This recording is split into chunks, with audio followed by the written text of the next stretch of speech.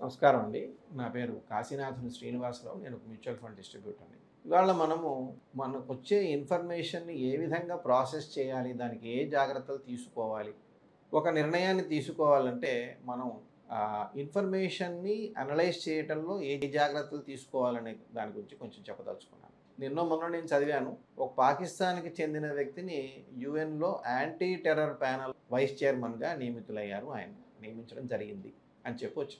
అంటే ఇప్పుడు టెర్రరిస్టులకి స్థావరంగా ఉన్న పాకిస్తాన్‌లో అటువంటి వ్యక్తిని తీసుకొచ్చి అంటే దొంగకి తాళం చెవి ఇచ్చినట్టే కదా! యాంటీ టెర్రర్ ప్యానెల్‌లో ఆయన పెట్టడం అంటే. సో, ఇలాంటివి జరుగుతున్నాయి. దీని వెనకాల ఎవరికి ఏమి ఇంట్రెస్ట్ ఉంది? ఎవరు ఎందుకు చేస్తున్నారు? అనేది మనకి ఒక్కోసారి చాలా అయోమయంలో పడిపోతాం మనం. అర్థం కాదు మనకి. ఇవాళ మనకొచ్చే ఇన్ఫర్మేషను ఎన్ని దిక్కుల నుంచి ఎంత వేగంగా నిమిషానికి, గంటకి 24 గంటలు ఉన్న న్యూస్ ఛానెల్స్ ఉన్న నేపథ్యంలో ఇప్పుడు మొన్న యుద్ధం జరిగినప్పుడు చూడండి ఎంత వాళ్ళు అంటే మన నేవీ అన్నది కరాచీ కాదు ఇంకా సముద్రంలో ఉండగానే కరాచీకి వెళ్ళిపోయింది బాంబులు వేసేసారని ఏమో చెప్పేశారు. సో కొన్ని వార్తా ఛానల్స్. సో దీన్ని బట్టి మనకి ఏం తెలుస్తుంది అంటే మార్క్ ట్వెయిన్ గారు చెప్పినట్టు చాలా బాగా చెప్పారు. ఎప్పుడో చెప్పారు ఆయన కొన్ని దశాబ్దాల క్రితమే. నిజము వంగి బూట్లేసులు కట్టుకునే లోపలే అబద్ధం భూమి చుట్టూ ఒక దాదాపు సగం ప్రయాణం చేసి వచ్చేస్తుంది. అంటే సో నిజమేదో అబద్ధమేదో మనకు తెలియనప్పుడు ఎలా అనలైజ్ చేసుకుంటాం?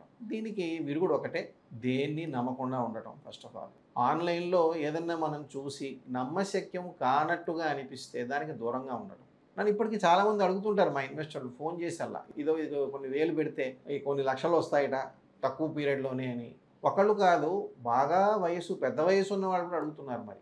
అంటే ఇక్కడ ఏమవుతుందంటే మనిషి యొక్క ఆశ మీద ప్లే చేస్తున్నారనమాట. మీలో దురాశని రెచ్చగొట్టే ప్రయత్నాలు చేస్తున్నారు. అది మనం జాగ్రత్తగా ఎందుకంటే ఏ డబ్బైనా, ఏ ఇన్వెస్ట్‌మెంట్ అయినా మనం అనుకోనంత ఎక్కువగా ఎక్కడ పెరుగుతుంది అని మనకి ఎవరైనా ఆఫర్ చేశారు అంటే మటుకు దానిలో ఏదో ప్రాబ్లమ్ ఉందనే లెక్క. సో బెస్ట్ ఏంటంటే మీరు ఒక మంచి సలహాదారుని కలిగి ఉండటం.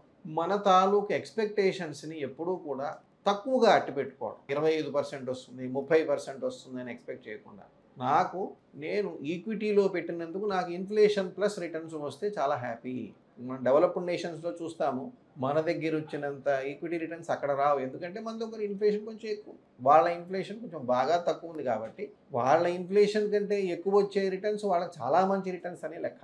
అట్లాగే మనం చదువుకోవాలి అంటే కనుక మనకి మంచి మంచి సైట్లు ఉంటాయి. ఇన్వెస్టోపీడియా అనే సైటు.